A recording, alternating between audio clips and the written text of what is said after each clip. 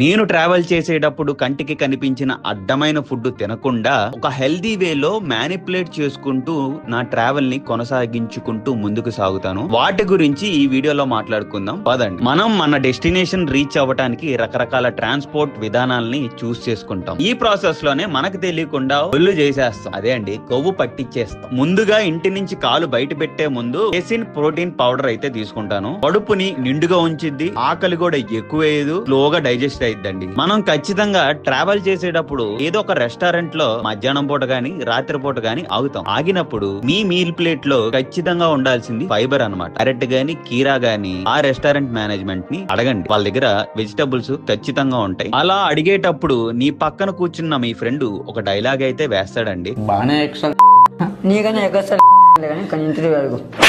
అవన్నీ పట్టించుకోకు, ఈ చెవితో విను ఆ చెవితో వదిలేసే. అర్థమైందా? ఎందుకంటే ఎండ్ ఆఫ్ ద డే మన కడుపు మనకి ముఖ్యం, మన బాడీ మన టెంపుల్. ఏదైనా కొత్త ప్లేస్ కి వెళ్తే మనకి సాధారణంగా నిద్ర పట్టదు, కానీ నిద్రపోవడానికి చాలా చాలా ప్రయత్నించండి. నిద్రపోతేనే మనం నెక్స్ట్ డే కి రికవరీ అవుతాం, మన పనులు మనం సక్రమంగా చేసుకు మన ఇంటికి అయితే రీచ్ అవుతాం. నేను చెప్పిన ఏదో ఒక ఇన్ఫర్మేషన్ మీకు ఉపయోగపడింది అనుకుంటా. ఈ ఫ్రెండ్ కి కూడా ఉపయోగపడాలంటే ఈ వీడియోని వాడికి షేర్ కొట్టేసేయండి.